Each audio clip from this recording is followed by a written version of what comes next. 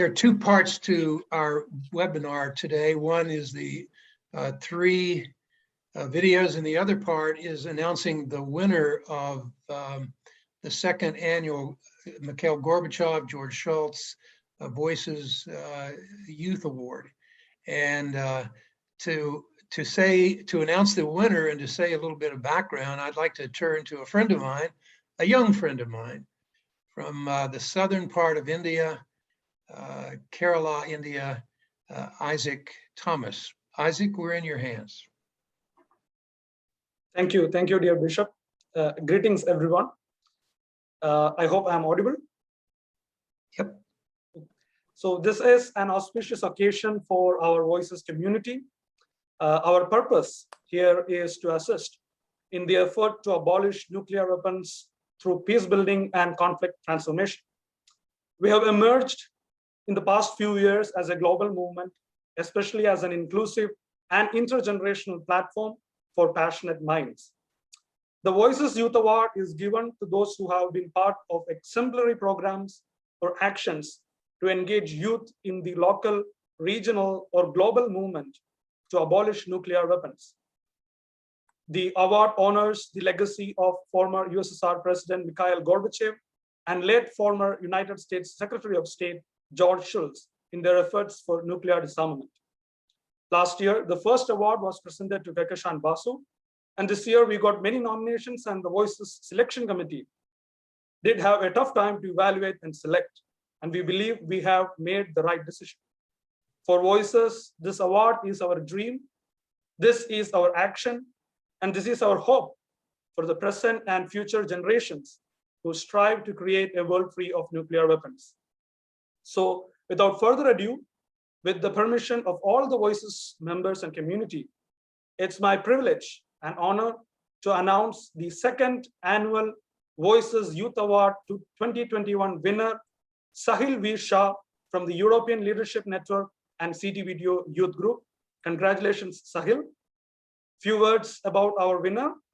Sahil Shah is a visionary focused on nuclear non-proliferation and disarmament who worked personally with US Secretaries George Shultz and William J. Perry. He is now based at the European Leadership Network, where he leads their work on protecting the Joint Comprehensive Plan of Action and other nuclear risk reduction activities, such as the new START Treaty extension. His work has been featured in international media, and he is also a commentator on nuclear issues. He was the key founding member of the CTBTO Youth Group, which had its 5th anniversary and surpassed 1,000 members. He has worked tirelessly to make sure that young people are given a seat at the table on issues which are normally left in the purview of the upper echelons of government. At his young age, he has broken cycles and ceilings, showing that youth have meaningful contributions to make in the nuclear security field. Once again, congratulations, dear Sahil, for this achievement. I take this opportunity to welcome you to the Voices community and offer our best wishes and support for all your future endeavors. To all our nominees this year, hats off to the great work that each and every one of you are doing all around the world. We welcome you too to the Voices community and extend our action platforms so that we can achieve our common dream of a world free of nuclear weapons. Now, officially, I would like to invite our Voices CC founder, Bishop William Swing, to once again show us the 2021 Voices Youth Award, which will be later presented to Sahil. Dear Bishop. Okay, here it is. The gold leaf is a ginkgo leaf. Comes from the Japanese tea garden in San Francisco, but before that it came from Japan, from Hiroshima. One of the few trees that made it through the bombing.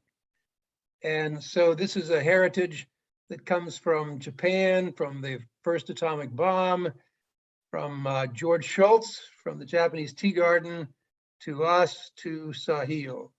And it says in the front, in honor of the nuclear abolition legacy of President Mikhail Gorbachev, USSR, and Secretary of State George Shultz, USA. And I've tried very hard Sahil, to reach through the computer to get it to you, but I'm just going to have to send it to you in London.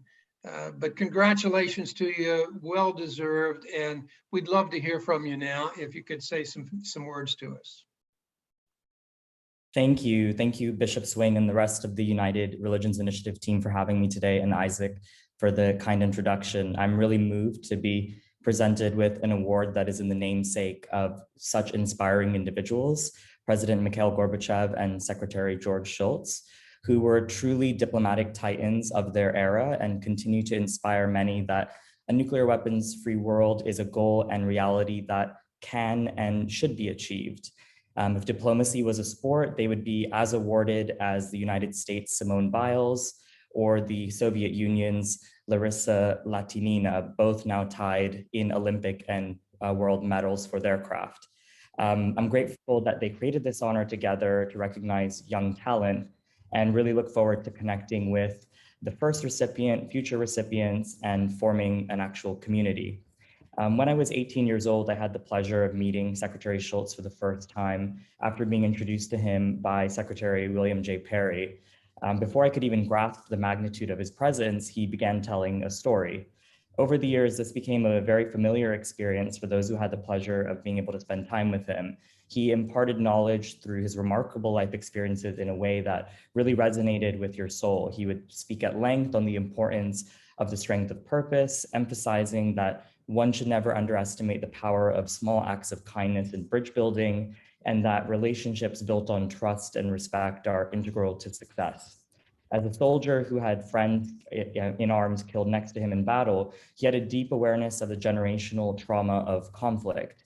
When he was US Secretary of Treasury, Secretary Shultz went on a spontaneous trip to Leningrad with the then Soviet Minister of Foreign Trade, Nikolai Patilochev, and after a routine meeting in Moscow. Secretary Shultz would often recount how the minister took him to Leningrad Cemetery, where they walked down the center aisle as funeral music played in the background. Tears were streaming down the minister's face as he described the toll that the Second World War had on practically every family in the Soviet Union. When they returned to the platform overlooking the cemetery, Secretary Shultz did what he considered any decent Marine or American, should do. He faced the mass graves of over 500,000 lost souls, stood tall with his arms by his side, and he honored them with a long salute. Even years later, when he was negotiating nuclear arms control with the Soviets, many people mentioned this story, and he always said that the lesson was to never hesitate to give respect where it is due. It is this image of Secretary Shultz that will be emblazoned in my mind as we carry forward his legacy in particular. He lived unapologetically in pursuit of bold visions for what we can achieve through dialogue. While he always saw strength as a key component to success, trust born out of respect, empathy, and friendship was really the coin of the realm, an idea he touched upon in his last op-ed before passing away at the remarkable age of 100, as sharp as ever, earlier this year. Today, which marks the 76th anniversary of the US atomic bombing of Hiroshima, is a somber occasion for many reasons. In particular, the context in which both this and last year's commemoration is occurring is a planet riddled with continued consequences posed by the global pandemic. The world is quite simply embroiled in mass suffering, with various dimensions of the global geometry of inequality on full display. As we strive to pick up the pieces and build back better, it's clear that we all will be weighed down with grief for some time. As Malika Davich-Cyril wrote in a beautiful piece recently, all social justice and human rights work is a collective act of glorified mourning. To have a movement that breathes, you must build a movement with the capacity to grieve. I could not help but to think of the hibakusha, the Japanese term for those affected by the US atomic bombing of Hiroshima and Nagasaki 3 days later when reading that quote. They have fought tirelessly for over 7 decades now to raise awareness of why nuclear weapons should have no place in our world, while also in a state of perpetual grieving. As they grow old, their average age now almost reaching 85, many feel an extreme urgency. The question remains how to educate the world of the immense nuclear risks that continue to remain and grow in many ways due to the complex relationships between now 9 nuclear weapon states in existence today. If I were to have one suggestion, it would be that we must think critically about not only who speaks on these issues, but also who is heard on them. I'm very thankful to Rethink Media for allowing me to share some statistics very briefly that have not been made public yet.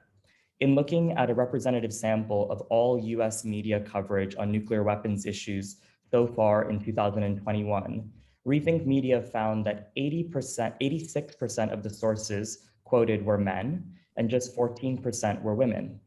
Zeroing in on quotes from members of the disarmament and arms control community, the numbers improved slightly. Quotes are 69% men and 31% women for 2021, with 28% of the quotes coming from individuals of color, while 72 came from white speakers. And of the total quotes from the disarmament and arms control community in US media from 2018 to 2021, 7% were from women of color, 15% from men of color, 16% from white women, and 62% from white men. It's very obvious that gender and race play a large role in who gets to shape and speak on nuclear weapons. But so does geography. Nuclear weapon states have relegated the trauma tied to nuclear weapons often to the margins and peripheries of their own countries and also the world. For example, this year marks the 25th anniversary of the Nuclear Test Ban Treaty, the CTBT, which still awaits entry into force. If you were to aggregate and put together all of the atmospheric testing done alone and its yield, it would be the equivalent of exploding 2 Hiroshima-sized bombs every day in open air for 35 years straight. The words of a 20-year-old Fijian military officer present for the British nuclear tests conducted off the shore of Kirimati and then called Christmas Island have always stuck with me. He said, "We went to Christmas Island, and when we got there, we found out, they told us, that they were going to test nuclear weapons. We didn't even know what a nuclear weapon was. There was no word for nuclear in the Fijian language. There was no word for radiation. We didn't know what it was until we were told to follow orders and they tested them." This quote reminds me of when Audre Lorde asked, "What are the words you do not yet have? What do you need to say? What are the tyrannies you swallow day by day and attempt to make your own until you will sicken and die of them still in silence?" We must reframe how people think and talk about nuclear weapons. We must elevate more diverse voices, especially young people and those who have seen, heard, and felt the generational suffering and trauma associated with the use of these weapons, not only in Japan, but around the world. I'm consistently impressed by the level of young talent contributing to our community, but we need to make sure that their ideas are heard. I would also, in closing, like to thank my family, friends, and colleagues for their undying support. I'm really proud to be a first-generation American and British citizen whose parents and grandparents are not from the West. My grandparents grew up in the humble villages of Gujarat, India, and my parents grew up in Neri, a rural town on the foothills of Mount Kenya, and Kericho, a small town nestled in the rolling emerald highlands of the tea plantations in Kenya. My family has worked immensely hard for me to have the opportunities I have today, traveling continent to continent, taking risk to risk. And in the words of Naomi Osaka, I would like to thank my ancestors because every time I remember that their blood runs through my veins, I'm reminded that I cannot lose. So the greatest award to me is being their son and grandson because they've given me a voice. We're here under the Voices for a World Free of Nuclear Weapons. They've given me a voice that has been shaped by all of their experiences, and I hope to continue to use it to make the world a better, more equitable, and safer place. So thank you again for this honor, and to URI for all the excellent work you're doing, especially to educate young people on nuclear weapons issues. Thank you. Thank you, Sahil. My goodness gracious, that's wonderful. We are deeply touched by your words and your witness to your family, to your total commitment to nuclear disarmament. And we're so proud to be with you and part of you, and to have you part of us. We look forward to years ahead working together. It's time for us to close. Before closing, I want to thank everybody whose picture is on here, but the person who's never spoken is the person who's done the most work, and that's Julie Schelling. She is the heartbeat and the person who just makes it happen every day. The rest of us come and go, but she quietly holds it all together and keeps it moving forward. So Julie, thank you for all you do and for holding us together. Thank you all for watching, whoever's watching. I hope a lot of you are out there, and we'll be back. We're consistent. We're going to be back next August the 6th, and we're going to have another great winter, and I look forward to seeing you then. In the meantime, wherever you are, choose life, get rid of the bombs, help the world become free and alive. Thank you very much.